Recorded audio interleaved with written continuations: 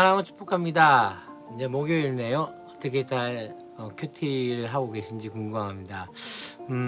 쉽지 않지만은 그럼에도 불구하고 스탑했다면 다시 시작하면 됩니다.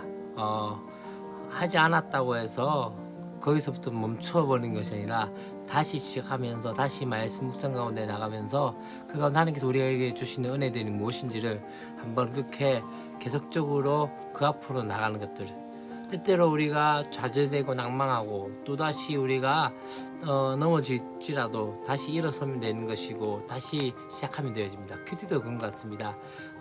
계속적으로 하나님 앞에 가까이 나가고자 하는 그 열망과 그 은혜 가운데 때때로 또 우리가 게으름과 또 죄악 때문에 우리 하나님께 가까이 나가지 못할 때가 많을 것 같습니다. 그럴 때일수록 다시 한번 시작하면 되니까 그렇게 했으면 좋겠습니다. 우리 함께 볼 말씀은 역대상 22장 1절부터 19절까지 말씀입니다.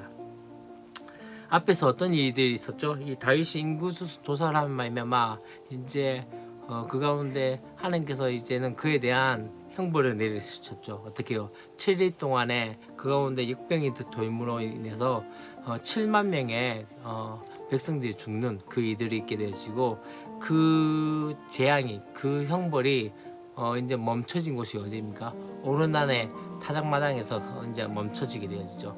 그 가운데 하나님 긍휼과 또한 다윗의 순종으로 인해서 이제 이곳에서 바로 성전을 지을 수 있는 그런 상황들이 되어진 것들을 보게 되었습니다. 오늘 바로 그 이야기를 하고 있는 것 같습니다. 그래서 바로 이 하나님의 명령에 따라서 지금 세우고자 하는 곳이 어디입니까? 바로 이 오르난의 타작마당 가운데서 지금 이스라엘의 번제단을 세우고 또한 그 가운데 성전을 세우고자 하는 마음들이 있게 되었습니다. 어쩌면은 하나님께서는 이 사탄의 악한 충동과 다윗의 범죄마저도 어떻게 합니까? 하나님의 선한 뜻을 이루는 방도가 되게 만드는 것들을 보게 됩니다. 어쩌면 실패와 패배처럼 보였던 그 모든 것들이 하나님께서는 긍휼과 자비로서 다시 한번 되바뀌어지는 역사들이 있게 되어지죠.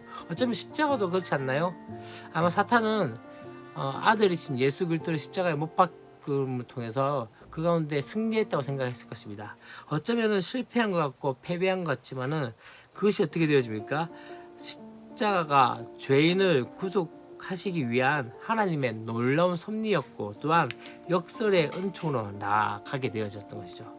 어쩌면 우리 또한 우리의 모습도 그렇습니다. 부정하고 연약하고 또한 아무것도 아닌 존재이지만은 하나님께서는 우리를 거룩한 처소로 만드시고 또한 연약한 나를 통해서 하나님의 선한 뜻을 이루는 바로 또한 주의 은총을 또 찬양할 수 있는 그런 존재로 만들어지게 되는 것이죠.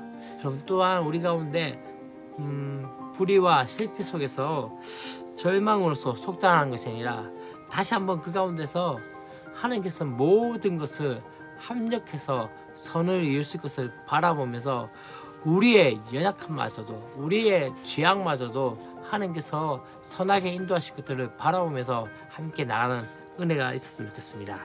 두 번째 무엇입니까? 사실 뒤에 부분에서 이제 어떤 이야기를 합니까?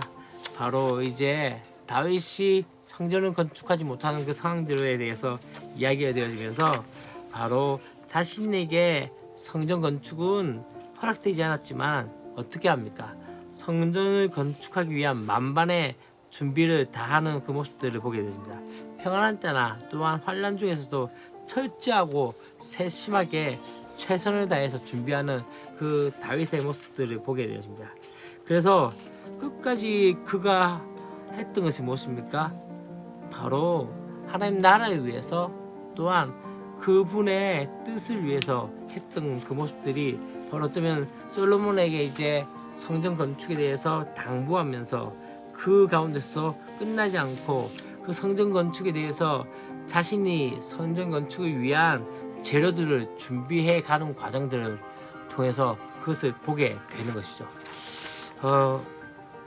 하나님께서는 지금 어떻게 하십니까? 다윗에게 성전 건축을 허락하지 않으시고 솔로몬에게 맡기십니다.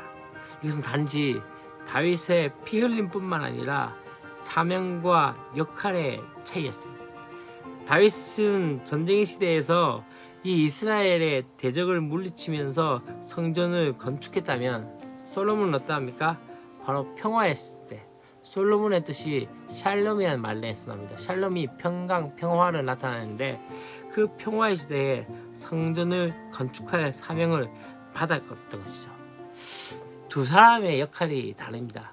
참 중요한 것 중에 하나는요, 각자에게 주어진 역할과 사명이 다르기에 각자가 각자에게 비교하면서 가는 것이 아니라 나에게 주어진 그 일까지 하는 것입니다. 다윗은 어디까지입니까? 바로 이 전쟁의 시대 가운데서 그 가운데 이스라엘을 회복시키고 또한 그 가운데서 성전의 건축에 대한 재료들을 모았다면 그 이후에 이제 솔로몬은 그것을 통해서 바로 성전 건축을 해왔던 것들을 보게 되어집니다. 근데 참 중요한 것은요, 이제 다윗이 이제 방백들에게 그렇게 이야기를 한 것들을 보게 됩니다. 어떻게 이야기합니까?